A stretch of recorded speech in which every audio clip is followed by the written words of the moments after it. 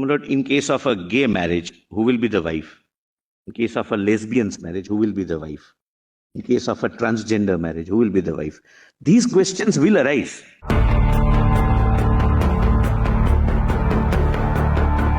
But kindly visualize a situation after 5 years down the line, based on this very thing, that from the beginning, I am attracted to those persons who are mentioned in the degrees of prohibited relationship. Incest is not uncommon in the world, and world over incest is prohibited. That I am attracted to my sister. I get, we are consenting adults. We are entering into activities within the privacy, and we claim our right of autonomy, our right of choice, and our right of doing something in private domain. Based on that very argument, my lord, I'm posing a question to myself. Can someone not challenge this definition itself? Why this restriction?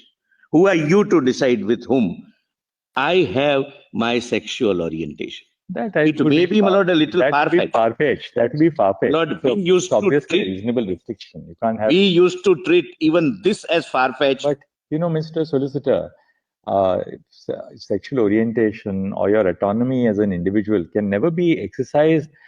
All aspects of marriage, including the entry into marriage, the prohibited relationships, the grounds on which marriage can be dissolved, these are all subject to regulation by law. Full blood, definition of full blood and half blood. Two persons are said to be related to each other by full blood when they are descended from a common ancestor, that is male, because the next word is by the same wife, and by half blood when they are descended from a common ancestor but by different wives. We can never reconcile this provision because it says biologically one man has given birth to a child through a biological woman. That's what they say. Number two, Lord, marriage between lesbians. This provision will be redundant because she can't have, Lord, full blood. Even if, Lord, there is a child from artificial insemination, it would not be a full blood child. So merely changing man and woman into persons will make many provisions not reconcilable at all. Lord, Indian Succession Act undisputably applies to all except Hindus. Hindu would be governed by the Hindu Succession Act. In a given situation, if he marries Hindu, otherwise Indian Succession Act. Now, this also, Lord, kindly just one or two sections, just for the flavor. Domicile acquired by woman on marriage. By marriage, a woman acquires the domicile of her husband if she had not the same domicile before. So it will have to be decided who is the woman. Wife's domicile during marriage. A wife's domicile during her marriage follows the domicile of her husband. For passports, etc., this issue would arise and you will have to decide who is the wife. I'm not reading all, but my Lord, Succession Act provides for widow, widower, husband, wife, father, mother, etc. 33A.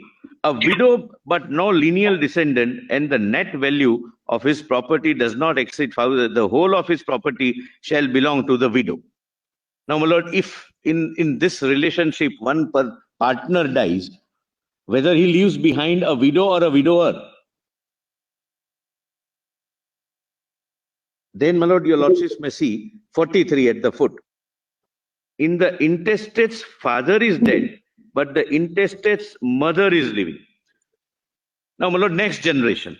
My Lord, marriage is permitted, they adopt, and someone dies.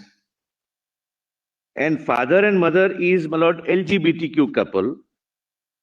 Who will be treated as dead as father and who will be treated as dead as mother? This would be the, my Lord, dilemma and can't be, my Lord, foreseen by your Lordships.